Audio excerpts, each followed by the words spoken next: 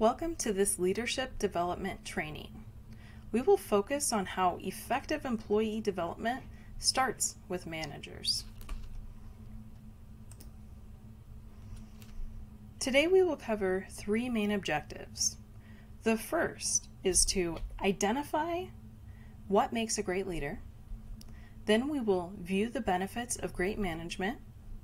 And finally, we will learn to support management to retain top talent. So what is leadership? We will be watching a 3-minute video clip with Simon Sinek, author and inspirational speaker on business leadership. Leadership is perhaps one of the most misunderstood subjects in business. Leadership has nothing to do with rank. I know many people who sit at the highest levels of an organization who are not leaders. We do as they tell us because they have authority over us, but we do not trust them and we do not follow them. I also know people at low levels of organizations that have no formal authority, but they've made a choice. The choice to look after the person to the left of them, the choice to look after the person to the right of them, and we would trust them and follow them anywhere. Leadership is the awesome responsibility to see those around us rise. Every one of us, can choose to be the leader we wish we had. We lead our teams and we can lead our clients when we decide that we will do everything in our power to see them rise, to see them achieve their ambitions and their dreams. And this is what servant leadership means. I serve your dream rather than you serve my bottom line. And it's totally fine to have financial goals. It's totally fine to have metrics, because that becomes the proof of value that somebody wants to give you their money because they believe in you. It is proof positive. But the best leaders I know are students of leadership. There's no such thing as an expert leader. It doesn't exist. Like there's no such thing as an expert parent. It doesn't exist. Right? We are students of leadership. And even the most senior leaders constantly are reading books, reading articles, watching talks, having conversations all the time about leadership. They're always in learning mode. And I think for anyone who wants to be a leader, you have to choose to be a student of the subject. Like anything, if you want to be good at something, you have to study it. And the most ignored characteristic of leadership, we talk about vision and charisma. Yes, these are important. But I've known some wonderful leaders who don't have huge world-changing vision. I've known some wonderful leaders that are quiet and sit in the corner, but they all have courage. The courage to advance a vision, the courage to ignore the short-term ups and downs of the business, the courage to take risks on people, the courage to believe in people, the courage to speak truth to power, the courage to do the right thing and have integrity. I think courage is a very undervalued characteristic of leadership.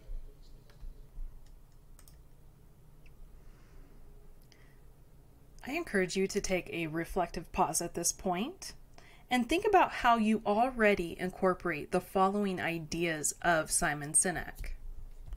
The first is that a leader is not just about holding a high position, but gaining trust and loyalty.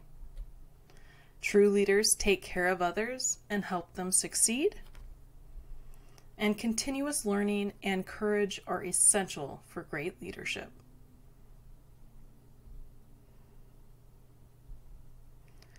According to Harvard Business Review, companies need more ways to attract and retain employees, and that starts with great leaders and great managers. According to Qualtrics, on average, it costs $4,000 to hire an employee, taking around 24 days to fill a position. To keep hold of top talent, it's essential that you offer employees opportunities for career growth and professional development. Get that right, with a robust employee development plan, and employees will stay with you longer and be happier and more engaged in their positions. In a 2019 LinkedIn study, 94% of employees said they would stay with their employer if it invested in their development. The only thing worse than training your employees and having them leave is not training them and having them stay. Henry Ford. A recent Gallup study found that at least 70% of the variance in team engagement is explained by the quality of the manager or team leader. What this means is that how much an employee cares about their work, how motivated they are, and how connected they feel to the team is directly linked to their manager's ability to lead.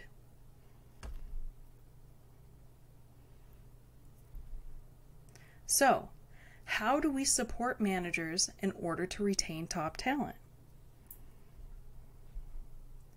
According to the Harvard Business Review, there are 5 simple yet effective steps to create a more active role for managers in training and developing employees. Step 1. Let managers tell you what they need. Managers understand the skills their team members need to build. It is recommended that companies establish a process to discover and quantify training needs directly from managers. This could be in the form of regular surveys, supplemented by in-depth discussions with a selected group of managers who can give feedback and guidance on training initiatives they've designed. Senior Lead HR Business Partner Therese Korsgaard Christensen explains. It's a lot more work to spend all that time initially with so many managers, but our impact studies confirmed that having managers involved at multiple points was critical to success. We've seen a marked improvement in the quality of manager and employee interaction and a greater focus on continuous development. The second step is to create targets and structure for learning.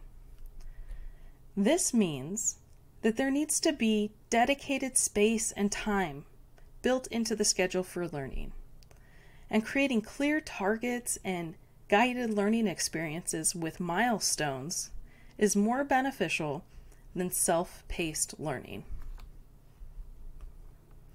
The third step is to give managers specific roles. Because managers have more visibility and control over employees' priorities, they should be the ones to announce training initiatives.